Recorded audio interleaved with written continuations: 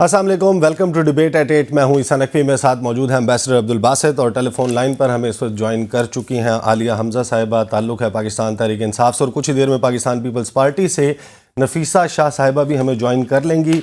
आगाज़ तो हमने करना था, ज़ाहिर है कि आपको मालूम है कि अब तक जो सबसे कारगर असलहा नज़र आता है PDM की हुकूमत के पास, जिसके ज़रिए मुमकिन तौर पर पंजाब और खैबर पख्तूनख्वा में इंतखाबात को इल्तवा का शिकार किया जा सकता है, वो है कि डिजिटल मरदमशुमारी। लेकिन अब इस पर आ रहे हैं एतराज़ात, दीगर बहुत सारे मामलात हैं, सियासी माहौल गर्म है। आपके इल्म में है इमरान खान साहब का एक इंटरव्यू जो उन्होंने BBC को दिया, उसमें इशारे तो ये मिल रहे हैं कि जो मौजूदा इस्टेब्लिशमेंट है, आर्मी चीफ है, उनके साथ भी नहीं बन रही। इमरान खान साहब ने जो गुफ्तगू की है उसके ऊपर भी जानने की कोशिश करेंगे कि फिर अब ये मामलात को कहाँ लेकर जाएगी। फिर मरीम नवाज साहिबा ने कल एक ख़िताब किया, आपने देखा होगा कि ख़वातीन के आलमी दिन के मुनासबत से वो ख़िताब था और उसमें पाकिस्तान तहरीक इंसाफ पर बहुत इल्ज़ामात लगाए गए हैं। उसका जवाब लेने की कोशिश करेंगे। और अमरीकी इंटेलिजेंस कम्युनिटी की सालाना रिपोर्ट जारी हुई है, उसमें पाकिस्तान पर संगीन इल्ज़ामात लगाए गए हैं। और इन इल्ज़ामात से क्या ये लगता है कि पाकिस्तान बयानिए की जंग हार रहा है? अगर ऐसा है तो इसमें कसूर किसका है, किसको मुर्द इल्ज़ाम ठहराया जाए? लेकिन इस प्रोग्राम का आगाज़ मैं उस FIR से कर रहा हूँ। ये FIR मेरे सामने मौजूद है। कल जो कुछ लाहौर में हुआ, पाकिस्तान तहरीक इंसाफ के एक वर्कर अली बिलाल उर्फ ज़िल्ले शाह की मुबैना तौर पर पुलिस कस्टडी में वो हलाकत हुई है, जाँ बहक हुए हैं और उसकी एक FIR दर्ज की गई है। बासित साहब और आलिया हमजा साहिबा, अगर आपको आवाज़ आ रही है, मैं आपके सामने ज़रा FIR का मतन रखना चाहता हूँ और इसमें जो दफ़ात लगाई गई हैं उसमें ताज़ीरात पाकिस्तान की दफ़ा 147, 149, 353, 186, 302, 324, 188, 427, 290, 291, दहशतगर्दी की दफ़ा 780A और 109 अयानत जुर्म। और इसमें कहा यह गया है कि साबिर अली साहब जो कि DSP हैं थाना सब्ज़ाज़ार के, वो मॉल रोड पर कैनाल पुल के ऊपर ड्यूटी कर रहे थे ख़वातीन मार्च के हवाले से। और 300 से 400 पाकिस्तान तहरीक इंसाफ के कारकुनान का मुसल्ला जत्था हमला आवर हुआ, वो वहाँ पर मौजूद था, घुसना चाहता था। उन्हें ये बताया गया कि दफ़ा 144 नाफिज है, आप ऐसा मत करें। तो उसके ऊपर इस FIR के मुताबिक उन कारकुनान ने कहा कि हमें हमारी क़यादत इमरान खान, फवाद चौधरी, उसके अलावा जनाब तमाम लोगों के नाम ले लिए गए, हमाद अज़हर, फवाद चौधरी, महमूद रशीद, एजाज चौधरी वगैरह ने, इन सब ने हमें ये ऑर्डर दिया है कि हुकूमत की ईंट से ईंट बजा दें। उनको रोका गया, उन्होंने हमला किया। पुलिस का मौक़िफ़ ये आया सामने कि तहरीक इंसाफ के वर्कर्स ने डंडे बरसाए, उन्होंने पत्थर फेंके, उससे पुलिस वाले ज़ख्मी हुए और उन्हीं पत्थरों और डंडों से तहरीक इंसाफ के लोग भी मजरूब हुए। मजमा मुंतशिर हो गया। साबिर अली कहते हैं कि हम अपने पुलिस वालों को इलाज के लिए सर्विसेज हस्पताल लेकर गए और हस्पताल में जाकर देखा कि वहाँ पर तहरीक इंसाफ के लोग भी इलाज के लिए आए हैं और उसमें बिलाल नामी एक कारकुन का पता चला कि वो जाँ बहक हो गया है। लिहाजा इसका मुकदमा पाकिस्तान तहरीक इंसाफ की क़यादत के ख़िलाफ़ दर्ज किया गया है। आलिया हमजा साहिबा, ये FIR है। कल आप लाहौर में मौजूद थी, पहले तो आप मुझे इस पर अपना रिएक्शन दीजिए। जी, बिस्मिल्लाहिर्रहमानिर्रहीम। थैंक यू ईसा। मैं सिर्फ इतना कह सकती हूँ कि कल हमें सिर्फ एक ही फीलिंग थी और फीलिंग ये थी कि शायद हम पाकिस्तान में नहीं हैं, हम किसी मकबूजा इलाके के अंदर हैं और जो सामने रियासत खड़ी है ना, वो पाकिस्तानियों की नहीं है, वो हमारी महाफिज नहीं है, बल्कि वो हमारी दुश्मन है। मैं अपना एक्सपीरियंस आपको बता देती हूँ जो ज़िले शाह के साथ हुआ। ये लड़का 2 दिन पहले जब हम जमान पार्क के अंदर रात को ड्यूटी दे रहे थे, जिस दिन खान साहब को आपको पता है कि हाई अलर्ट था, उस दिन ये लड़का सारी रात हमारे साथ रहा है और इसने सारी रात रहकर खान साहब की ड्यूटी दी है। ये कुर्सी के ऊपर सो जाता था लेकिन ये अपने घर नहीं जाता था और वो एक ऐसा इतना सादा दिल शख्स था कि मुझे अफसोस ये हुआ है कि अगर रियासत ने इन पे भी टैक्स नहीं खाया ना, तो आज मुझे ये कहने में कोई आग नहीं है कि मैं जब कल घर आई हूँ तो मेरी एक ही फीलिंग थी और वो ये फीलिंग थी कि अगर आपने हमें बोलने की आज़ादी नहीं देनी, अगर आपने हमें पुरअमन रहने की आज़ादी नहीं देनी, उससे आपने ہماری عورتوں کے کپڑے پھاڑنے ہیں، ان کی گاڑیاں توڑنی ہیں، اور اگر وہ آپ کی فوٹیجز بنائیں گی تو آپ نے ان کے موبائل کھینچنے ہیں۔ کین یو امیجن کہ جو کل واٹر کینن سے انہوں نے پانی پھینکا، پانی کے اندر تیزاب ملا ہوا تھا، یہ جو کیمیکل کہہ رہے ہیں نہیں، وہ مناظر ہم نے دیکھے۔ میں آپ سے یہ چاہتا ہوں کہ نگران حکومت ہے، آپ نے بھی ایک درخواست دی تھی جس میں آپ نے جو نگران حکومت کے وزیر اعلیٰ ہیں محسن نقوی صاحب، ان کو نامزد کیا۔ اس کے علاوہ جو 2 مزید سینئر اہلکار ہیں پولیس کے، ان کو نامزد کیا۔ وہ ایف آئی آر کا کیا بنا؟ اور یہ جو ایف آئی آر آئی ہے اس کے بعد کیا آپ سمجھتی ہیں کہ جو موجودہ نگران سیٹ اپ ہے اس کے ہوتے ہوئے آپ ایک آزاد اور شفاف انتخاب کی امید رکھتی ہیں صوبہ پنجاب میں؟ دیکھیے، میں صرف اتنا سمجھتی ہوں کہ یہ جو نگران سیٹ اپ آیا ہے نا، اور جس طرح سے کل ان کے وزیر داخلہ کے آپ نے ڈفرینٹ ٹی وی چینلز کے اوپر انٹرویوز دیکھے ہیں، تو ان کی جانبداری پہ تو پہلے ہی سوال اٹھتے تھے، لیکن کل انہوں نے ایک دفعہ دوبارہ بتا دیا کہ یہ سارا کچھ کس کے حکم کے اوپر ہو رہا ہے۔ میں جو بات کرنا چاہتی ہوں، کل رات، پوری رات اس لڑکے کے جو والدین محترم تھے ہمارے لیڈرز کے ساتھ، وہ تھانے کے باہر موجود رہے، لیکن ان کی مدعیت میں ہم پرچہ نہیں کرا سکے۔ صبح پوسٹ مارٹم رپورٹ اپنی مرضی کی پیش کی گئی، اور بعد میں دیکھا ہے کہ بغاوت کے پرچے، غداری کے پرچے، دہشت گردی کے پرچے وہ بھی عمران خان صاحب کے اوپر ہوتے ہیں۔ مجھے تو لگتا ہے عنقریب اگلے 1-2 دن میں پرچوں کی بھی ہم ایک سینچری مکمل کر دیں گے۔ لیکن بات اتنی ہے کہ جب ریاست، جسے ہم واقعی کہتے ہیں نا ماں جیسی ہوتی ہے، جب وہ آپ کو ڈنڈے مارنے کے اوپر آ جائے، جب وہ آپ کے اوپر پوائزنس اور جسے کہ ایکسپائرڈ شیل کرنے پر آ جائے، تو مجھے آپ یہ بتائیں تب حال کیا ہوگا وہاں کے عوام کا، اور ان کا سینٹیمنٹ کیا ہوگا۔ ہم اچھا، عالیہ حمزہ صاحبہ، باسط صاحب آپ سے سوال کریں گے، پھر میں آپ کو مریم نواز صاحبہ کی کچھ گفتگو سنواؤں گا، اس پہ مجھے آپ کی رائے درکار ہے۔ باسط صاحب۔ نہیں، میں سوال تو نہیں ہے، لیکن ایک آبزرویشن ہے کہ کیونکہ کل بھی جو بات ہو رہی تھی فواد چودھری صاحب سے، تو انہوں نے یہی ذکر کیا کہ جی بلکہ کہ پی ڈی ایم کی حکومت تو لگتا ہے کہ caretaker set up Punjab میں ایک ہی ہے۔ تو میں صرف یہی خیال آتا ہے کہ غلطی کس کی ہے، کیونکہ آپ کو تو معلوم تھا کہ اگر آپ اسمبلیاں ڈیزالو کریں گے اور کیئر ٹیکر سیٹ اپ تو اسلام آباد میں تو پی ڈی ایم کا ہے، تو یہ تو اینٹیسپیٹ کرنا چاہیے تھا پی ٹی آئی کو کہ یہ صورتحال ہو سکتی ہے، جو انہوں نے نہیں، لگتا ہے کہ نہیں کی۔ آبزرویشن ہی ہے۔ اچھا پروڈیوسر صاحب، ذرا مریم نواز صاحبہ کا جو کل انہوں نے خواتین کے عالم دل کے حوالے سے خطاب کیا وہ ذرا سنوائیے، مجھے عالیہ حمزہ صاحبہ سے ان کی رائے پوچھنی ہے۔ کا سامنا کرنا پڑتا ہے کیسے؟ اب دیکھیں، میں جب پولیٹیکل بات کرتی ہوں تو اس کے تحریک انصاف کی طرف سے، عمران خان کی طرف سے میرے پہ پرسنل اٹیک آتا ہے۔ وہ کیا بات کرتے ہیں؟ وہ میری شادی پہ بات کرتے ہیں، حالانکہ میری شادی میرے والدین نے، میرے دادا دادی نے بڑی دھوم دھام سے کی تھی ماشاءاللہ، اور آج تک میں اس شادی کو نبھا رہی ہوں۔ وہ جلسوں میں کہتا ہے مریم نواز تم میرے اتنی بار نام لیتی ہو کہ تمہارا ہسبینڈ کہیں ناراض نہ ہو جائے تم سے کہ میں اس کی بیٹی کے برابر ہوں، اور آپ وہ مینٹالٹی دیکھیں، وہ ٹاپ ٹو باٹم وہ مینٹالٹی ہے۔ جی عالیہ حمزہ صاحبہ، وہ کہتی ہیں کہ اب وہ پولیٹیکل بات کرتی ہیں اور آپ جواب میں ذاتی حملے کرتے ہیں۔ عیسیٰ صاحب، مجھے صرف اتنا بتا دیں، آپ کی یہ وومن ڈے کے اوپر بات کر رہی تھی یا عمران خان صاحب کے اوپر بات کر رہی تھی؟ پہلے تو مجھے یہ بتا دیں، کل وومن ڈے تھا نا، اور وومن ڈے کی تقریب سے یہ خطاب کر رہی تھی، اور اس کے بعد ان سے یہ کہتے ہیں کہ انہوں نے شادی نبھائی ہے، مطلب کس کی زندگی پر یہ احسان ہے؟ عمران خان کی زندگی پر ہے، پی ٹی آئی کے اوپر ہے، کس پر ہے؟ اور جس دھوم دھام کی یہ بات کری ہے میں اس پر جانا نہیں چاہتی، میں صرف ان کو اتنا پیغام دوں گی کہ آپ اپنے والدین محترم کی گدی کے اوپر سوار ہیں۔ آپ جو چیف آرگنائزر بن کر آئی ہیں نا، نہ آپ کی پارٹی خوش ہے، نہ آپ کی پارٹی کے لیڈران خوش ہیں۔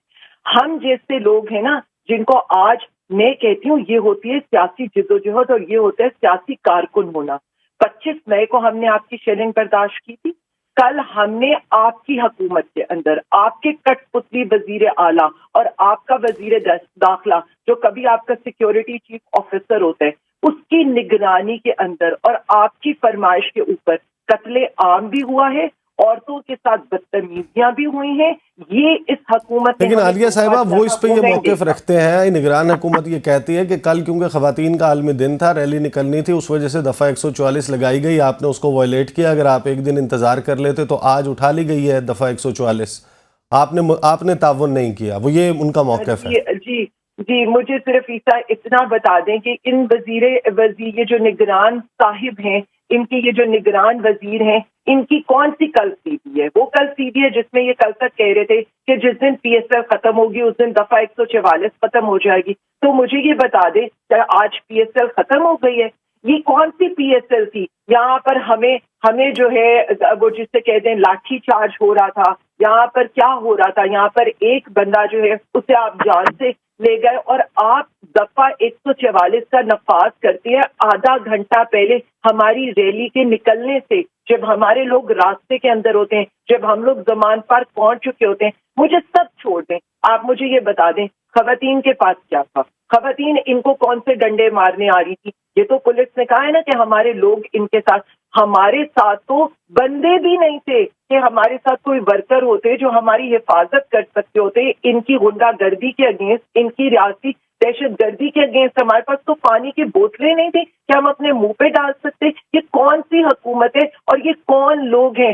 سوال دو لوگوں سے ہونا چاہیے، ایک جن کا بغل بچہ اس پنجاب پہ مسلط ہے، دوسرا وہ جن کی فرمائش کے اوپر سارا کچھ ہو رہا ہے. ایک وہ لوگ ہیں جو بے نظیر صاحبہ کی قبر کو بیچ کے اپنی سیاست کرتے ہیں، جن کی لیڈر کو یہ جمہوریت کی چیمپئن کہتے تھے، اور دوسری اپنا مقابلہ کل کر رہی تھی اور کہہ رہی تھی کہ جی میری تو انسپریشن جو ہے وہ قائد اعظم کی بہن سے ہے. تو مجھے یہ بتا دیں بغل میں آپ نے بٹھایا ہوتا ہے خرم دستگیر صاحب کو، اور یہ باتیں یہ لوگ مت کریں، کیونکہ جو فاشزم آج ہوئی ہے نا اس ملک کے اندر، بات اتنی ہے کہ آپ کو جیل کے اندر فرائی پین سے استری بھی مل جاتی ہے، آپ کو جیل کے اندر مریم صاحبہ تو کہہ رہی ہیں کہ جو تکریم، جو عزت، جو احترام ان کے ہاں، ان کی جماعت کے ہاں خواتین کا پایا جاتا ہے، اس کی تو دھجیاں اڑا دی ہیں تحریک انصاف نے.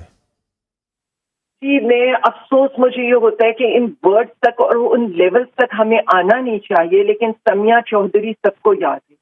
چمبا ہاؤس میں جس طرح سے ان خاتون کی موت ہوئی تھی، تنظیم سازی کی رات بھی سب کو یاد ہے، اور جس طرح کی آڈیوز آتی رہی ہیں وہ بھی سب کو یاد ہے. لیکن ہماری نہ یہ تربیت ہے نہ ہم اس تک آنا چاہتے ہیں، کیونکہ سیاسی سٹرگل کے اندر خواتین کو جن جن مصیبتوں کا سامنا کرنا پڑتا ہے نا، شاید یہ بی بی ان سے واقف نہیں ہے. اور کل انہوں نے جو باتیں شو کی ہیں اور اس کے بعد مجھے افسوس تھینک یو سو مچ عالیہ حمزہ صاحبہ، بہت شکریہ آپ نے ہمیں جوائن کیا. باسط صاحب، یہ دونوں معاملات صاحب کے انٹرویو اور اس کے معاملے پر تو ہم آئیں گے اگلے سیگمنٹ میں، لیکن یہ دونوں معاملات ہیں. ایک ایف آئی آر آپ کے سامنے ہے، ایف آئی آر کے اوپر آپ ایک ظاہر ہے کہ ایک سینئر بیوروکریٹ ہیں، آپ کے پی ایس پی میں بھی بہت سارے دوست ہوں گے، فورن سروس آپ نے دیکھا. یہ جب اس قسم کا کام کیا جاتا ہے قانون کے ساتھ، مطلب یہ نہ ہو کہ اب اس ایف آئی آر کی توہین کرنے پر میرے اور آپ کے اوپر بھی میں تو کر دوں گا. یہ تو بالکل مطلب ایک ایسا کام ہوا ہے جس پہ کوئی تبصرہ بھی ریلی نہیں بنتا.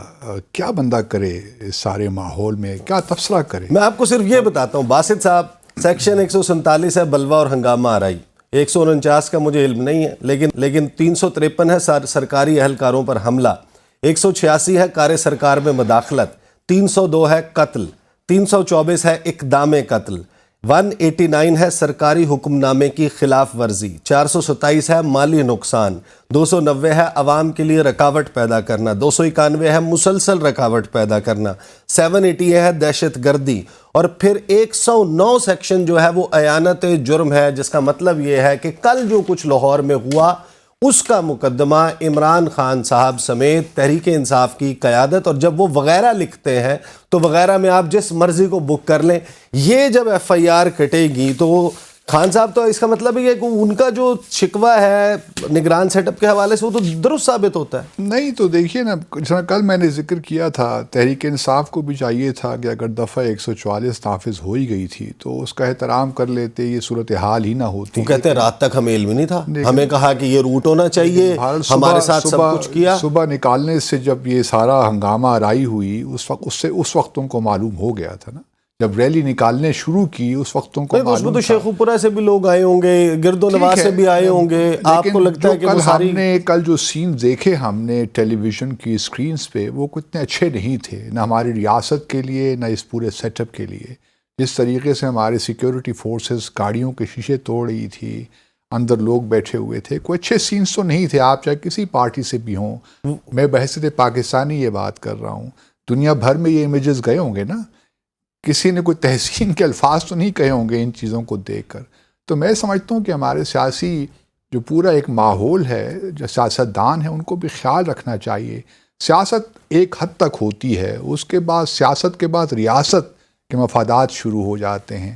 اب معاملہ یہ ہو گیا کہ ہم نے سیاست کو اس قدر زہریلا بنا دیا ہے کہ اب ریاست اس کے ساتھ سفر کر رہی ہے. سیاست تو یہ ہونی چاہیے کہ ریاست اس سے صرف فائدہ ہو. یہاں ہماری سیاست کا الٹا معاملہ ہو گیا ہے, سیاست سے ریاست کو نقصان ہو رہا ہے.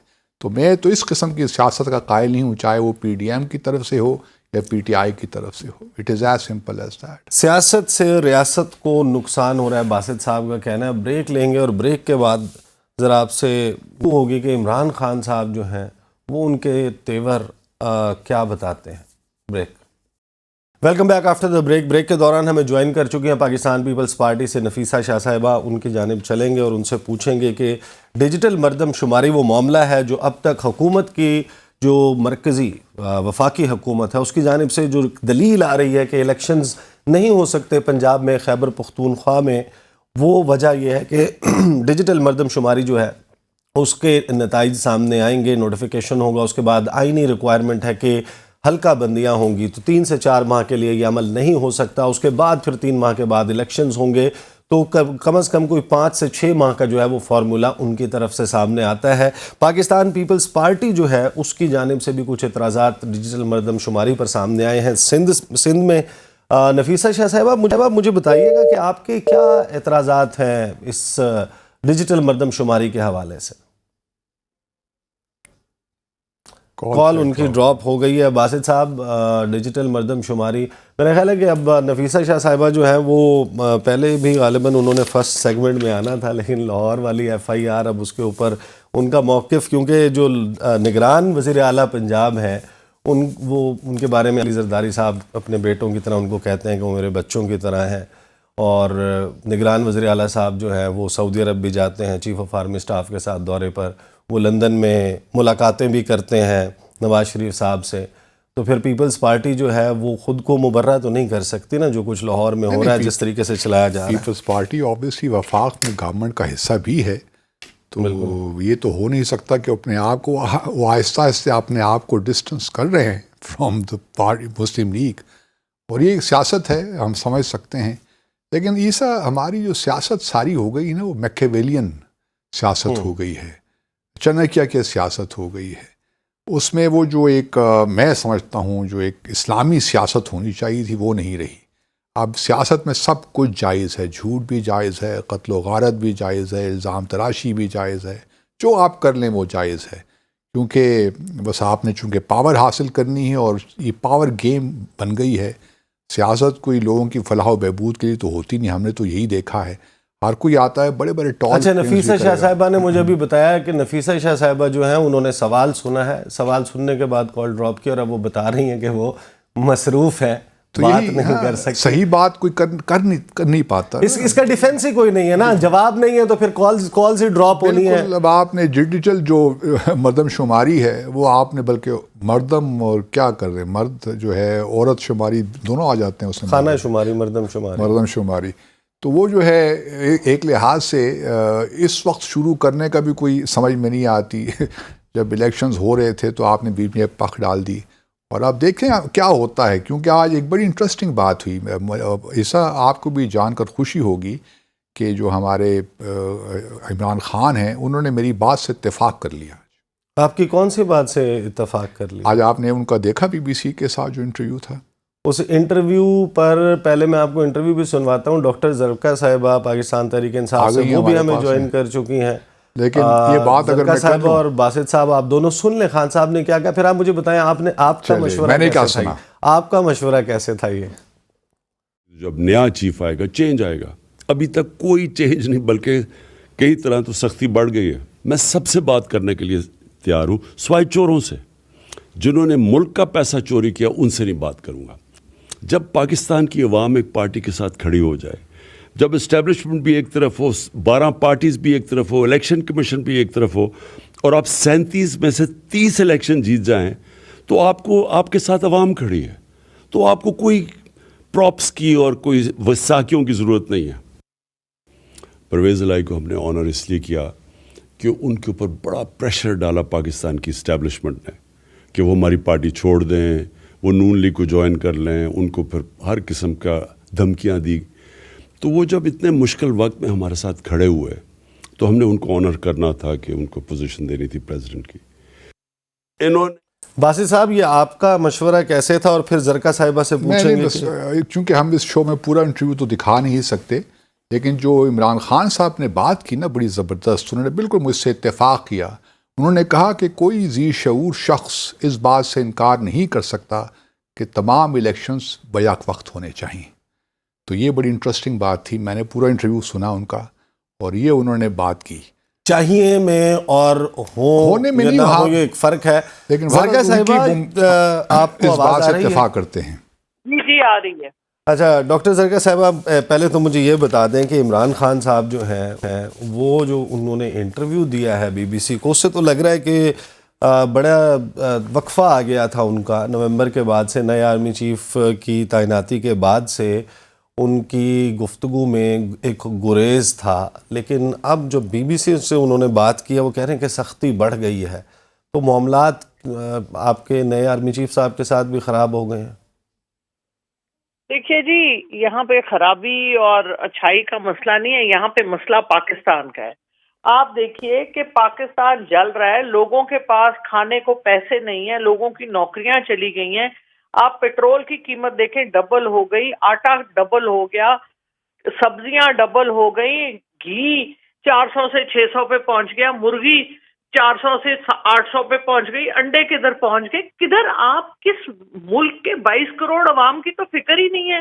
یہ جو اشرافیہ اور جو ان کا ٹولہ ایلیٹس کا بنا ہوا ہے، یہ ایک مافیا جو ہے جو اس ملک سے پیسے لے کے باہر اپنی جائیدادیں بناتا ہے، ان کو تو کوئی پوچھنے والا نہیں ہے، انہی کو نکیل ڈالنے کی ضرورت ہے۔ اور خان صاحب دیکھیے بڑے ریزنیبل آدمی ہیں خان صاحب نے ساری ہماری سٹرگل، پیسفل سٹرگل ہے، ایک گملہ کبھی نہیں ہم نے توڑا، ہمارے اوپر اتنی فستائیت ہوئی، کل آپ نے دیکھا 25 مئی کو آپ نے دیکھا، اور ہم نے ایک کوئی ڈنڈا نہیں مارا، کوئی سوٹا نہیں اس مارا۔ کا تو پرچہ بھی آپ پہ ہو گیا۔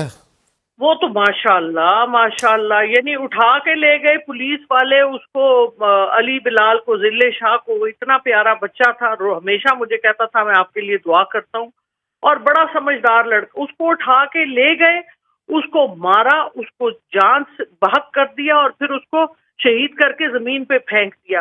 اور یہ تو دیکھیں نا جی، 78 کیسز بھی تو انہوں نے خان صاحب پہ بنائے ہیں، تو ان کے کیس ان کی طرح ختم ہوں گے۔ دیکھیں یہ جو جھوٹ کی جھاگ ہے نا، یہ تیزی سے چڑھتی ہے، لیکن یہ بیٹھ بھی ایک دم جائے گی۔ اگر یہ اتنے خوف کس بات کا ہے ان کو؟ دیکھیں نا جی، ہم نے اپنی اسمبلیاں بھی ڈیزالو کر دی، ہم نے تو کوئی کسی قسم کی کوئی بات ہی نہیں کی۔ لیکن باسط صاحب کہتے ہیں، وہ اکثر شوز میں کہتے ہیں کہ آپ کی یہ جو پالیسی تھی اسمبلیاں ڈیزالو کرنے کی، اس نے بیک فائر کیا ہے۔ دیکھیں جی، بات یہ کہ پاکستان میں ڈرائنگ روم سیاستدان جو ہے نا، وہ جتنے آپ چاہیں آ جائیں گے آپ کے پاس۔ اصلی بات ہے کہ میدان عمل میں کس نے جا کے سٹینڈ لی اور کس نے اپنی جان کی بازی لگائی، یا کم از کم اپنے حق پاکستانی ہونے کا اپنا حق ادا کیا۔ ہم جو کچھ ہیں ہم پاکستان کی وجہ سے ہیں، یہ ہماری پہچان ہے، اور ہم میں سے کتنے لوگ ہیں جو اس ملک کے لیے کھڑے ہو سکتے ہیں۔ ہمارے تو اتنے، ہمارے ضمیر کے بارے میں میں مطلب سلام کرتی ہوں ان لوگوں کو، علی بلال کی طرح جنہوں نے اپنی جانیں دی، کل 3 بچے شہید ہوئے۔ لیکن جو ہمارے باقی لوگ ہیں جو اپنے گھروں میں کمفرٹیبل ہیں، وہ گھر میں بیٹھ کے مزے سے اے سی میں بیٹھ کے کہتے ہیں ہاں برا ہوا، لیکن گھر سے نہ کسی کو کچھ کہنے کے لیے تیار ہیں، نہ کھڑے ہونے کے لیے تیار ہیں۔ تو اس قسم کی بزدلی کو تو میں بالکل… ڈاکٹر صاحبہ ایک تو ہے عزم، ایک تو ہے وہ ولولہ جس کا آپ اظہار کر رہے ہیں یا آپ کے کارکن کرتے ہیں، ایک ہیں وہ زمینی حقائق جو پاکستانی سیاست کے متعلق ہیں۔ عمران خان صاحب بیک وقت ہر ایک کو ٹیک آن کر رہے ہیں ہمارے سامنے. وہ یہ کہہ رہے ہیں کہ اگر آپ کے ساتھ عوام ہے تو اسے بیساکھیوں کی کسی کو ضرورت نہیں ہے.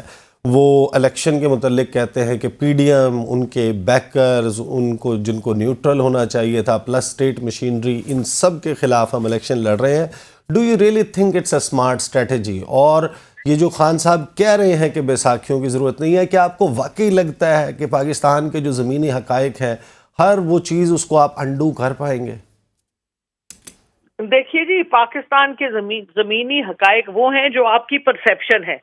اگر آپ کی پرسیپشن اتنی کمزور ہے، آپ اپنے آپ کو 22 کروڑ عوام ورسز 3-4 ہزار یا 5 ہزار یا 6 ہزار لوگ جو طاقتور ہیں، اور آپ کہہ رہے ہیں کہ 22 کروڑ عوام کی کوئی ویلیو ہی نہیں ہے. یہ آپ کی پرسیپشن ہے، یہ ہماری ہاری ہوئی سوچ کی پرسیپشن ہے. یہ بالکل غلط ہے، کیونکہ اگر یہ بات صحیح ہوتی تو یہ اتنے پریشان کیوں ہوتے؟ محسن نقوی صاحب جس وقت چیف منسٹر ہیں پنجاب کے، جس حد تک وہ چلے گئے ہیں، اور جو خان صاحب نے بات کی کہ جو ہمارے آرمی چیف صاحب ہیں ان سے جو امیدیں لوگ کہہ رہے تھے کہ جی 2-3 مہینے میں کچھ ہو جائے گا، کچھ بہتری ہو جائے گی، ٹائم لگتا ہے، تو وہ تو ہم نے دیکھا کہ ڈرٹی ہیری بھی فلی ایکٹیو ہے.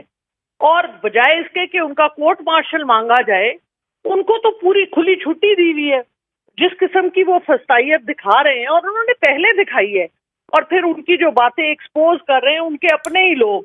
تو آپ مجھے بتائیں، پاکستان آرمی کے لوگ ہمارے لیے بڑے عزت والے ہیں.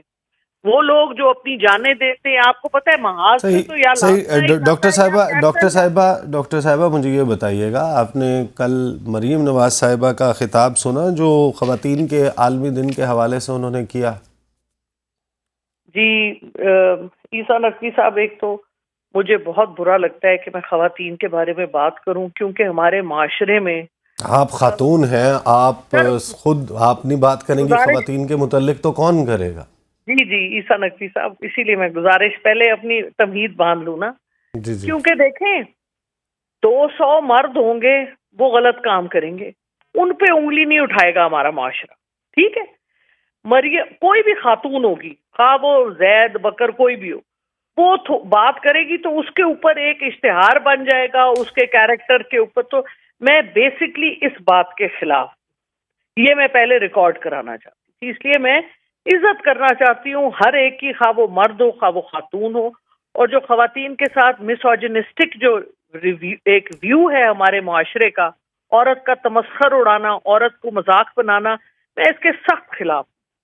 جہاں تک یہ دیکھیں سوشل میڈیا پہ جب ٹرینڈز چلتے ہیں اکراس دا پارٹی لائنز، چاہے وہ پاکستان تحریک انصاف ہو، پیپلز پارٹی ہو، چاہے وہ مسلم لیگ نواز ہو، سب کے سب کسی نہ کسی صورت اس میں حصہ تو لیتے ہیں. اس کو کال آؤٹ کرنا کس کی ذمہ داری؟ جی عیسیٰ صاحب، بات یہ ہے کہ ایک پیٹریارکل سوسائٹی ہے جہاں پہ آپ خواتین کو ان کی 3% جنرل الیکشن کی سیٹیں تو دینی آپ کے لیے مشکل ہوتی ہیں، تو آپ ان کو حقوق کیا دیں گے؟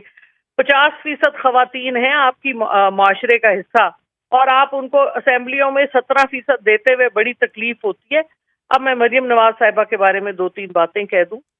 بات یہ ہے جی کہ وہ ان کو زیب نہیں دیتا اس قسم کی گھٹیا باتیں کرنی.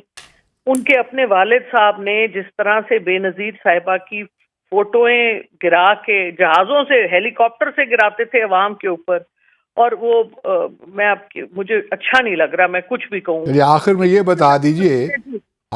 بتا دیجئے کہ پی ٹی آئی کی قیادت کی آج الیکشن کمشنر سے ملاقات ہوئی، تو کیا وہاں پہ کچھ اندر کی بات ہم سے شیئر کر دیجئے کائنڈلی، اگر کچھ ہے تو. جی اچھا، اس سے پہلے میں یہ کہنا چاہوں گی کہ مولانا فضل الرحمان صاحب نے نومبر 2022 میں بہت ہی نازیبا باتیں کہی تھی خواتین کے حوالے سے. اس کے خلاف ہم نے آواز اٹھائی. نہ صرف پاکستان کے جتنے ادارے ہیں اور ان کے ہیڈز، ان کو ہم نے خط لکھے، اس کے علاوہ I P U international parliamentary union کو ہم نے خط لکھے، OIC کو ہم نے خط لکھے. اور میں اس کے جی وہ ان کے اتحاد کی سربراہی کرتے ہیں، پی ڈی ایم کی. جی ہیں جی، وہ ان کے اتحاد کی سربراہی بھی کرتے ہیں نا مولانا، جس کا حصہ ہے مریم بی بی. یہ بتانا چاہ رہی ہوں کہ harassment of women in politics ایک انتہائی گھٹیا سوچ ہے، اور اس کے خلاف ہم مہم چلا رہے ہیں، اور انشاءاللہ ایسے لوگ باسط صاحب نے ایک سوال کیا تھا، وہ سوال کا جواب دے دیجئے آپ. الیکشن کمیشن کے ساتھ ملاقات. جی ایکچولی میں آج سارا دن، کل کی ساری رات میں زمان پاک میں تھی، مجھے کوئی پتہ نہیں الیکشن کمشنر سے کیا ملاقات ہوئی. ہماری خان صاحب سے ملاقات ہوئی، ہم سینیٹرز نے اپنے لائحہ عمل تیار کیا. میں نے آپ سے پہلے بھی فرمایا تھا، ابھی میں سیدھی آپ سے بات کرتے ہوئے تیار ہو کے جا رہی ہوں زمان پاک. تو انشاءاللہ جیسے ہی مجھے وہ اپڈیٹ ملے گی میں آپ کو بتا دوں گی، اور میanwhile آپ کے پاس ہے تو آپ بھی بتا دیں. صحیح. بہت بہت شکریہ ڈاکٹر زرقا، آپ نے ہمیں جوائن کیا. بریک لیتے ہیں، اور بریک کے بعد بہت ہی اہم پاکستان کے حوالے سے جو امریکی انٹیلیجنس کمیونٹی کی رپورٹ ہے، اس میں جو پاکستان کے اوپر الزام لگا ہے، یہ الزام پاکستان پہ کس پر لگائیں کہ یہ جو بیانیے کی جنگ تھی جس کو انٹرنیشنلی لڑا جانا تھا، وہ ہم کیوں ہار رہے ہیں. پاکستان کے دفتر خارجہ کے سابق ترجمان بھی رہے ہیں امبیسڈر عبدالباسط، وہ بھی ہمارے ساتھ موجود ہیں. شاید وہ اس کے اوپر کوئی ہماری رہنمائی کر پائیں. بریک لیتے ہیں، اور بریک کے بعد آپ سے پھر ملاقات ہوتی ہے.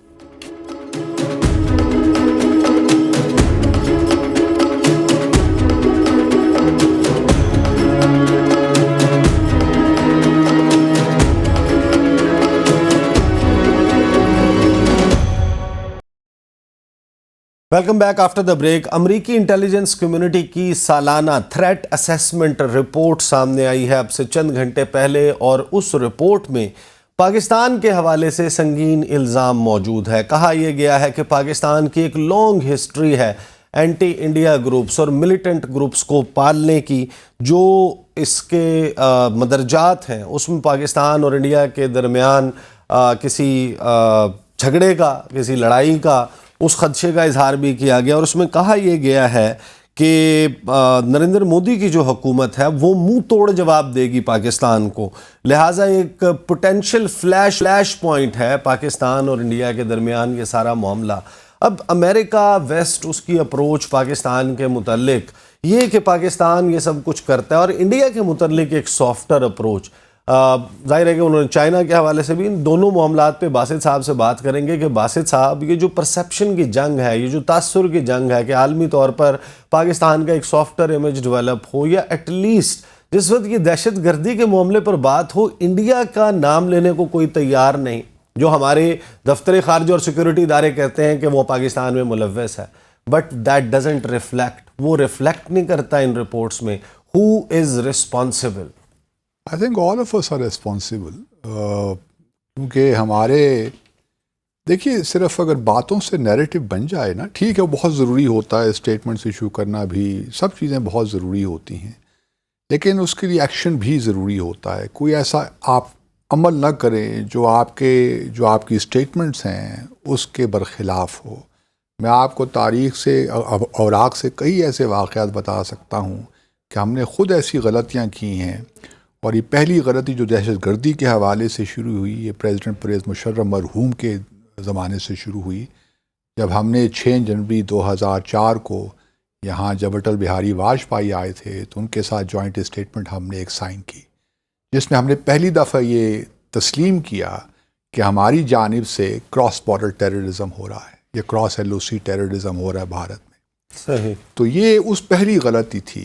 تو آپ کا نیریٹو کیوں بکے؟ پھر آپ نے کلبھوشن جادیو کو پھر آگے فاسٹ فارورڈ کر، اس کے نہیں فاسٹ فارورڈ نہ کریں نا باسط صاحب، آپ نے you have lived through these events. میں وہی آپ کو بتا رہا ہوں. آپ ہمیں بتائیں آپ ہمیں بتائیں پرائم منسٹر یوسف رضا گیلانی، آپ ہمیں بتائیں prime minister Raja Pervez Ashraf, prime minister Nawaz Sharif, prime minister Shahid Khaqan Abbasi, prime minister Imran Khan, and now prime minister Shehbaz Sharif. آپ ہمیں ون بائی ون بتائیں کس کی غلطی ہے. اس کے بعد آگے آ جائیے نا. پھر جب اس موضوع پہ تو ہم پہلے بھی گفتگو کر چکے ہیں. نہیں، ہم نے اس پروگرام میں نہیں کی. اچھا، اس پروگرام میں نہیں کی. 2008 میں جب ممبئی کا واقعہ ہوتا ہے تو ہمارے وزیر اعظم، ہاں یہ والی بات ہم نے کی.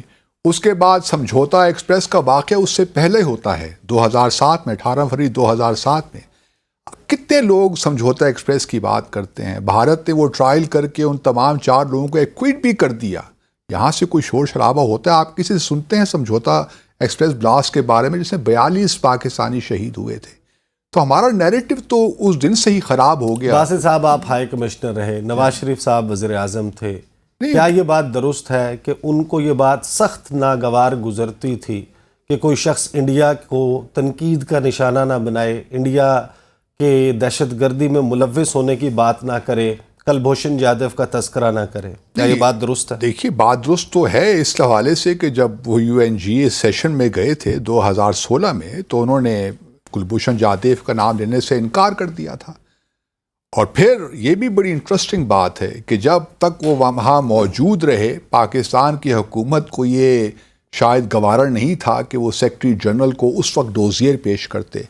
جب یہ سیشن ختم ہو گیا, جنوری میں کہیں جا کر ہم نے کلبھوشن جادو کے بارے میں سیکرٹری جنرل کو ڈوسیئر پیش کیا. اور بڑی مزے کی بات یہ ہے کہ اسی زمانے میں جب ہم ڈوسیئر پیش کر رہے تھے تو ہمارے جو مشیر تھے ستاج عزیز صاحب, وہ سینیٹ بیان دے رہے تھے کہ اس ڈوسیئر میں تو کچھ ہے ہی نہیں, صرف کلبھوشن جادو کی کنفیشنل اسٹیٹمنٹس ہیں اور کچھ نیوز کلپنگز ہیں. تو آپ کس طرح نیریٹو بلڈ کریں گے؟ مطلب یو تھنک کہ اس سارے معاملے میں جو شریف فیملی ہے, جو اس کی پالیسی ہے towards India, who do you think is more damaging؟ میں ایک سارٹ آپ کو سنوانا چاہتا ہوں. ایک انٹرویو کیا تھا پاکستان کی ترجمان, سابق ترجمان دفتر خارجہ تسنیم اسلم صاحبہ, وہ آپ کی کولیگ بھی رہی ہیں. انہوں نے کیا بات کی تھی اس حوالے سے کہ انسٹرکشنز ہوتی تھیں پرائم منسٹر نواز شریف کی, سنیں.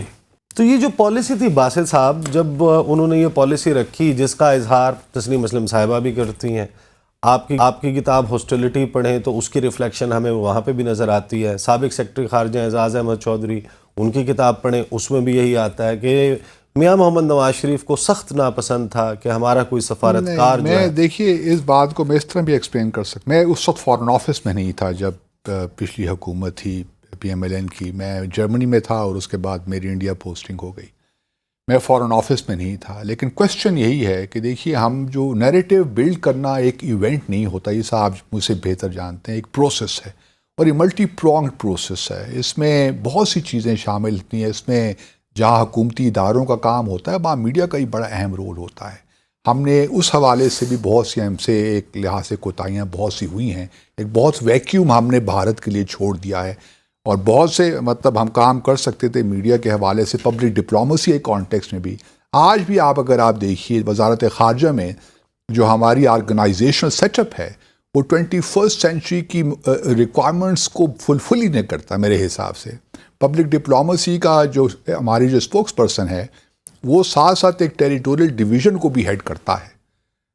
اب آپ یہ سوچئے کس طرح یہ ممکن ہے. باسط صاحب مجھے یہ بتائیے, جب آپ ہائی کمشنر تھے دلی میں بیٹھ کر, ہمارا ہائی کمشنر ریکمنڈیشن تو بھیجتا ہوگا, بہت ریکمنڈیشن, آپ کی ریکمنڈیشنز پر عمل درآمد ہوتا تھا یا نہیں؟ مجھے ہاں یا نہ. کچھ پہ ہوتا ہوا ہے, کچھ پہ ہوا ہے, کچھ پہ نہیں ہوا. سچی بات تو یہی ہے. مثال کے طور پر کلبھوشن جادو کو آپ لے لیجئے نا.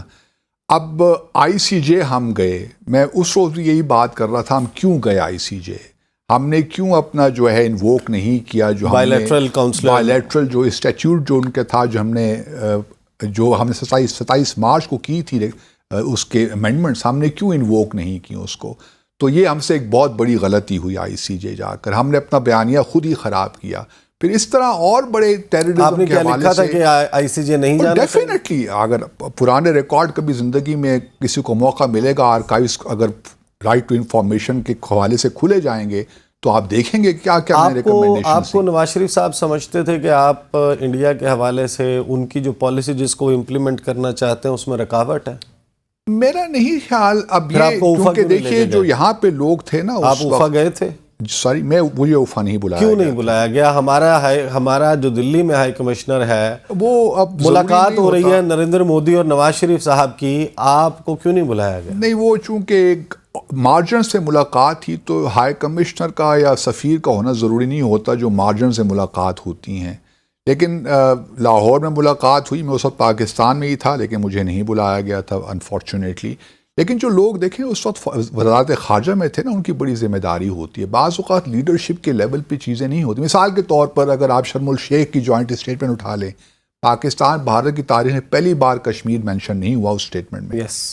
پھر آپ میں نہیں ہوا. پھر 10 جولائی 2015 کی اوفا اسٹیٹمنٹ لے لیں. اب سفیر وزیر اعظم کو نہیں پتا, جو لوگ نیگوشیٹ کریں ان پہ بہت بھاری ذمہ داری ہوتی ہے عمران خان صاحب پہ بھی پاکستان کوئکلی، کیونکہ ٹائم ختم ہو رہا ہے، خان صاحب کے دور میں جب آ کے خان صاحب نے خان ٹویٹر صاحب کے نے اوپر بھی جا کر شروع کیا نریندر مودی کا نام لے کر، اور ہمارا دفتر خارجہ ان کی جو دہشت گردی ہے، انڈیا کی پاکستان میں انوالومنٹ ہے، اس پر بار بار بڑی اسٹیٹمنٹس دیتا تھا. ڈو یو تھنک کہ جب آپ کمپیریزن کریں گے ہم وزرائے اعظم کا آج جو چیز ریفلیکٹ کر رہی ہے اس امریکی اسٹیٹمنٹ میں، ہو ڈو یو تھنک جس کو ہم سب سے زیادہ مورد الزام ٹھہرا سکتے ہیں؟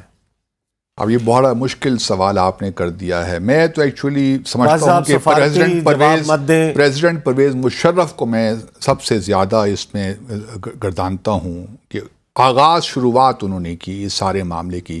کشمیر کے معاملے میں ہمارا جو اصولی اس کو موقف کریکٹ تھا تو کیا جا سکتا تھا نا، کریکٹ اگر ابھی بھی غلط کیا جا سکتا ہے، ابھی بھی ہمارے پاس اسپیس تو ہے، لیکن یہ صرف باتوں سے نہیں ہوگا. ہماری پالیسی کیا ہے، کیا جو ہماری اسٹیٹمنٹس ہیں، ہماری حکمت عملی ہے، اس سے مطابقت رکھتے ہے کہ نہیں رکھتا. یہ کوئی صرف اسٹیٹمنٹس اگر ہو جائیں تو پھر کیا بات ہے. یہ پوری حکمت عملی ہے جس پہ ہم نے ریوزٹ کرنا ہے. باسط صاحب پروگرام کا وقت ختم ہو گیا، آپ شاید تھوڑا سا وہ سفارتی ڈپلومیٹک رہنا چاہتے ہیں، چلیں آج آپ رہ لیں.